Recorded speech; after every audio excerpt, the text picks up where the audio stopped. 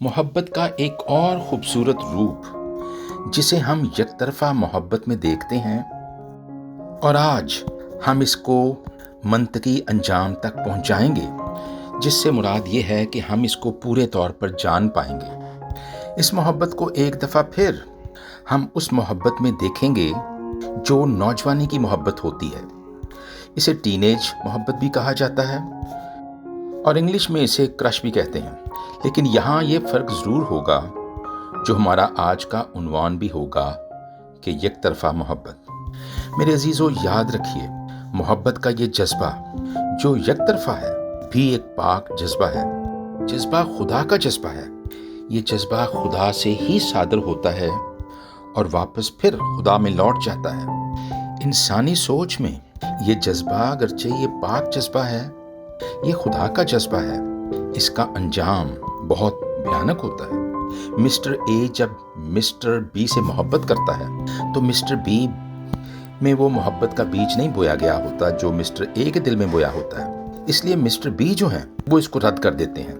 सी doctor, मेरी ज़िंदगी में कई ऐसे मरीज़ आए जिन्होंने जहर खाकर अपनी ज़िंदगी का खात्मा कर लिया था, क्योंकि बकौल उनकी मोहब्बत नाकाम थी और वो अब इस दुनिया में जीना नहीं चाह रहे थे। मैं एक और मोहब्बत को एक मूवी देवदास में देखता हूँ, जहाँ देवदास पारो के गम में जिंदगी की बाजी हार जाता है। अगरचे उसमें पारो भी उससे मोहब्बत करती थी, लेकिन उनका मिलन ना हो पाया और यही देवदास को ले डूबा। पाकिस्तान में बल्कि पूरी दुनिया में, इवन बाइबल में भी इस मोहब्बत का एक भयानक रूप देखते हैं। जी हाँ, भयानक रूप, जब मिस्टर ए मिस्टर बी को ज़बरदस्ती उठा लेता है। पाकिस्तान में तो ये अब भी आम होता है, लेकिन बाइबल में जब इसको देखते हैं तो पहले बादशाह सुलेमान को देखते हैं कि उसको एक लड़की से एकतरफा मोहब्बत हो गई। उसका नाम शोनीमेद था। सुलेमान ने उस लड़की को देखा, पसंद किया और फिर ज़बरदस्ती अपने महल में ले आया।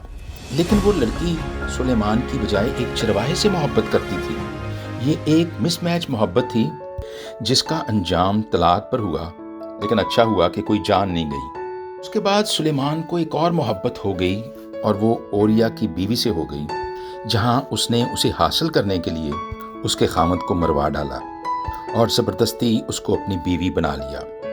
ये एक तरफा मोहब्बत का एक भयानक अंजाम है। आम तौर पर ऐसी सिचुएशन में एक मुहावरा इस्तेमाल किया जाता है कि मोहब्बत और जंग में सब कुछ जायज़ होता है, और इंसान समझता है कि उसको अपने मिस्टर बी को हर सूरत में हासिल करना है, क्योंकि अब वो जज्बात की आंधी में बह रहा होता है, अकेला ही खड़ा हुआ होता है शायद।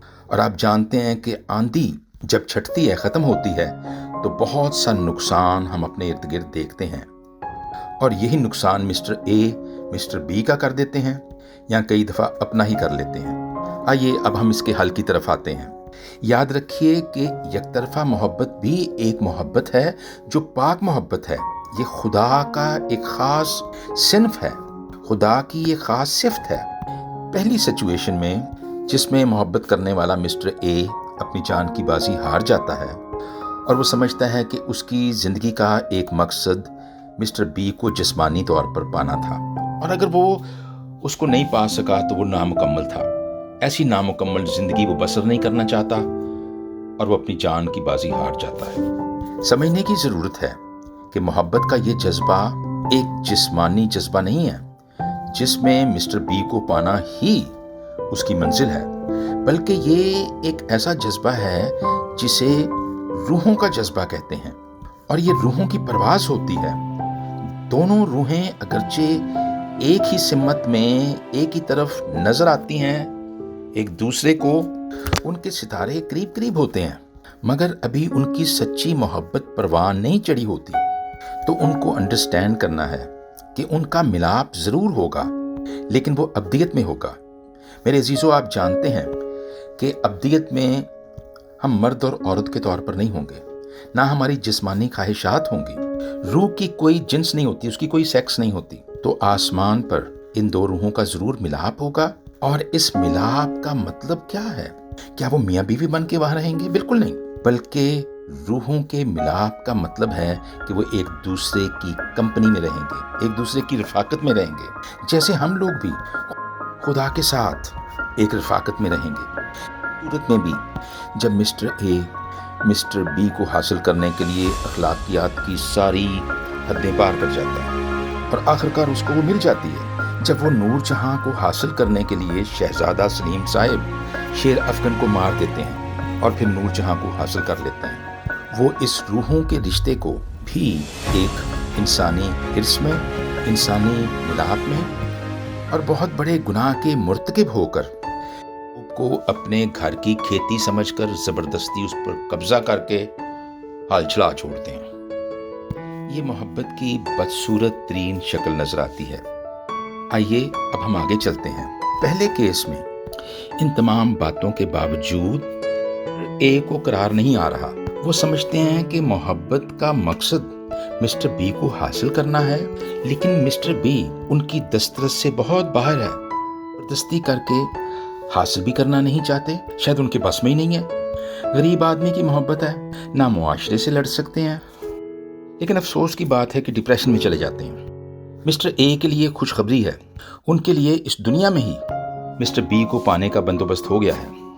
وہ آرام سے بیٹھ جائیں، پانی پئیں ٹھنڈا یا شربت پئیں اور پھر اس فارمولے پر عمل کریں۔ آئیے اب ہم اس محبت کے سفر کی طرف روانہ ہوتے ہیں۔ ہم سب کو جو اس کے ارد گرد کے لوگ ہیں، مسٹر اے کا خاص خیال رکھنا پڑے گا۔ نمبر 1، مسٹر اے یاد رکھیں کہ آدھی محبت تو پروان چڑھ چکی ہے، اگرچہ سرے نہیں چڑھی لیکن پروان تو چڑھ گئی ہے، کیونکہ 50% جو کام ہے وہ مسٹر اے نے پورا کر دیا ہے۔ سو محبت کا یہ سفر آدھا طے ہو چکا ہے۔ اب انہیں سیلف پٹی یعنی اپنے اوپر ترس کھانے کے بجائے سیلف لو کرنا چاہیے، یعنی اپنے آپ سے محبت کرنی چاہیے۔ ایسا نہیں ہے کہ مسٹر بی ان کو ریجیکٹ کر رہا ہے، اصل میں وہ ان کے اندر جو ان کو علتیں پڑی ہوئی ہیں بری بری، نہ کام کے نہ کاج کے، دشمن اناج کے ہیں، دن گوایا پاؤں کے تو رات گوائی سو کے۔ اب ان کو خود اپنے آپ کو ڈیولپ کرنا پڑے گا، اور اس کے لیے ان کو اپنے آپ سے پیار کرنا پڑے گا، اپنے آپ کو اس مقام پہ لے جانا ہوگا کہ مسٹر بی اب ان سے ان کی اچھی عادتوں کے وسیلے سے محبت کرنے لگے۔ اب ان کو ایک ارادہ اور ایک حوصلہ کرنا پڑے گا۔ ان کے لیے تو میرے پاس بہت شعر ہیں۔ پہلا شعر ان کے لیے میں پیش کرتا ہوں۔ منزل انہیں ملتی ہے جن کے ارادوں میں جان ہوتی ہے، صرف پنکھ سے کچھ نہیں ہوتا، حوصلوں سے اڑان ہوتی ہے۔ منزل انہیں نہیں ملتی جن کے خواب بڑے ہوتے ہیں، منزل انہیں ملتی ہے جو ضد پہ اڑے ہوتے ہیں۔ جن میں اکیلے چلنے کا حوصلہ ہوتا ہے، ایک دن ان کے پیچھے قافلے ہوتے ہیں۔ اور یقین رکھیے مسٹر اے، آپ کے پیچھے جب قافلے چلیں گے تو آپ کا مسٹر بی بھی ان میں شامل ہو جائے گا۔ کامیاب لوگ فیصلوں سے دنیا کو بدل دیتے ہیں، جبکہ ناکام لوگ لوگوں کے ڈر سے اپنے فیصلے بدل دیتے ہیں۔ آپ مسٹر بی کے فیصلے کی پرواہ نہ کریں، آپ کچھ کرنا شروع کریں۔ تب تک محنت کرو جب تک خود پر فخر نہ ہو۔ محنت اتنی خاموشی سے کرو کہ کامیابی شور مچائے۔ آپ کو اداسیوں کے لبادے اتار کر دور پھینکنے ہیں اور کام کرنا شروع کریں۔ ہار اور جیت مسٹر اے آپ کی سوچ پر منحصر ہے، یہی آپ کی منزل کا تعین کرتی ہے۔ مان لیا تو ہار، ٹھان لیا تو جیت۔ دیوداس کی طرح من میں نہیں ہارنا۔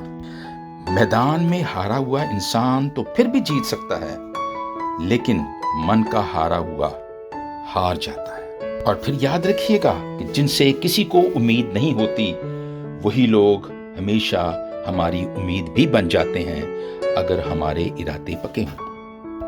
ابھی محبت کا یہ سفر تیسری ایپیسوڈ میں بھی جاری ہے، لیکن یاد رکھیے لوگوں نے مجھے چھوڑ دیا میرا برا وقت دیکھ کر، ایک دن ان کو ملنا پڑے گا مجھ سے میرا وقت لے کر۔ خدا حافظ۔